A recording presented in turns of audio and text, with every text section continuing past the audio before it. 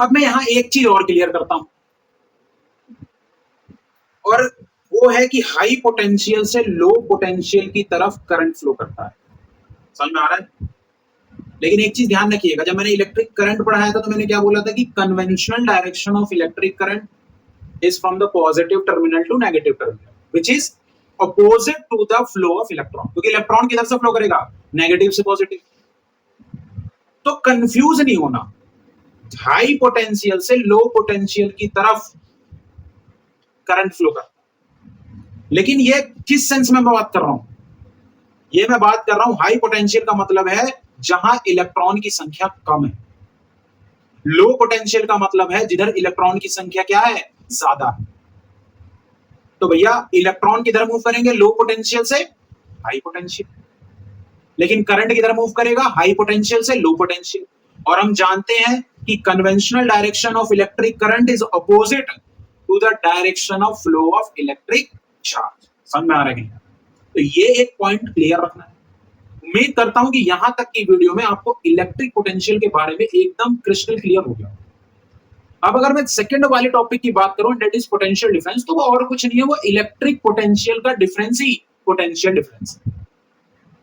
भाई हमने electric potential में कहा कि किसी रेफरेंस पॉइंट से किसी स्पेसिफिक पॉइंट तक लेके आने में, मान लेते हैं उस रेफरेंस पॉइंट को इन्फिनिटी, और स्पेसिफिक पॉइंट को मान लेते हैं, इस ब्लैक बोर्ड पे आप कोई पॉइंट ले लीजिए, वहां तक लेके आने में जितना काम करना पड़ा उसको हमने कहा इलेक्ट्रिक पोटेंशियल।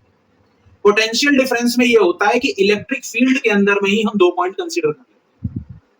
मान लो इलेक्ट्रिक सर्किट है, एक पॉजिटिव टर्मिनल है, एक नेगेटिव टर्मिनल है। तो पॉजिटिव टर्मिनल से नेगेटिव टर्मिनल तक चार्ज को फ्लो करने में जो वर्क डन करना पड़ेगा उसी को हम बोलेंगे पोटेंशियल डिफरेंस, यानी उन दोनों पॉइंट के बीच पोटेंशियल का डिफरेंस पोटेंशियल डिफरेंस कहलाता है।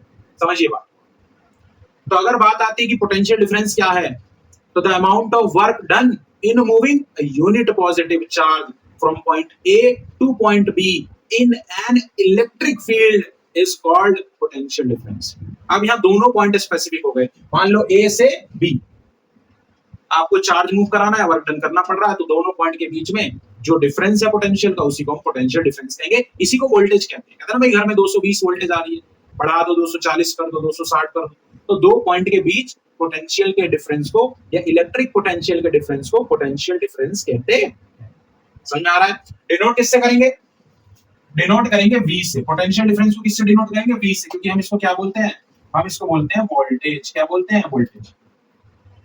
तो फॉर्मूले में हमें दो चीजें दिखेगी, वर्क डन और चार्ज। तो पोटेंशियल डिफरेंस का फॉर्मूला क्या हो जाएगा? वर्क डन अपॉन में चार्ज मूव। तो पोटेंशियल डिफरेंस को V से या इलेक्ट्रिक पोटेंशियल को, वर्क डन को W से और चार्ज को Q से डिनोट करते हैं। तो V बराबर W अपॉन Q, ये फॉर्मूला हो गया। क्वांटिटी स्केलर, ये ध्यान देने वाली बात है। क्यों क्वांटिटी स्केलर है? क्योंकि ये दो चीजों पर डिपेंड कर रही है, कितना चार्ज मूव हुआ और कितनी डिस्टेंस तक हुआ, और दोनों क्या है? स्केलर। समझ में आ रहा है? कितना चार्ज मूव हुआ, कितनी डिस्टेंस तक मूव, यही तो पोटेंशियल डिफरेंस है। नहीं तो आप खुद सोचो कि जब भी हम किसी चीज की पोजीशन चेंज करते हैं तो उसके अंदर एक एनर्जी स्टोर हो जाती है, that is called potential energy. तो जब हमने चार्ज की पोजीशन चेंज की होगी तो उसके अंदर भी पोटेंशियल एनर्जी स्टोर हो गई होगी, and that is electric potential energy. And what is energy? Energy is a scalar quantity. समझ में आ रहा है कि नहीं? तो इलेक्ट्रिक पोटेंशियल भी क्या है? एक स्केलर क्वांटिटी। इसका ऐसा यूनिट क्या है? इसका ऐसा यूनिट है वोल्ट। यानी ध्यान देना कि डिनोट भी V से करते हैं, ऐसा यूनिट वोल्ट है, उसको भी किससे डिनोट करते हैं? जिस डिवाइस का इस्तेमाल करके हम इसको मेजर करेंगे, यानी कि मापने के लिए जिस यंत्र का इस्तेमाल किया जाएगा, उस यंत्र का नाम है वोल्ट मीटर। क्या नाम है? Volt meter. और ये वोल्ट मीटर की खास बात यह है कि ये हमेशा पैरेलल में कनेक्ट होगा। जैसे एम मीटर सीरीज में कनेक्ट हो रहा था, तो मैंने आपको बताया था कि जब हम सीरीज और पैरेलल रेजिस्टेंस पढ़ेंगे तो समझेंगे। और इसका रेजिस्टेंस हमेशा क्या होता है? हाई होता है। एम मीटर का रेजिस्टेंस क्या था? लो था। इसका रेजिस्टेंस क्या होता है? हाई होता है। ये हमेशा किस में कनेक्ट होता है? पैरेलल में। एम मीटर किस में कनेक्ट होता है? सीरीज में। समझ में आ रहा है? उम्मीद करता हूं कि आज की ये वीडियो इलेक्ट्रिक पोटेंशियल और पोटेंशियल डिफरेंस की आपको एकदम क्लियर हो। अगर आपके मन में किसी तरह का कोई डाउट है तो कमेंट करिए। वीडियो पसंद आई तो लाइक करिए, चैनल पर नए हैं तो सब्सक्राइब करिए। मिलते हैं अगली वीडियो में कुछ क्वेश्चन और टॉपिक के साथ। तब तक के लिए अपना ध्यान रखिए।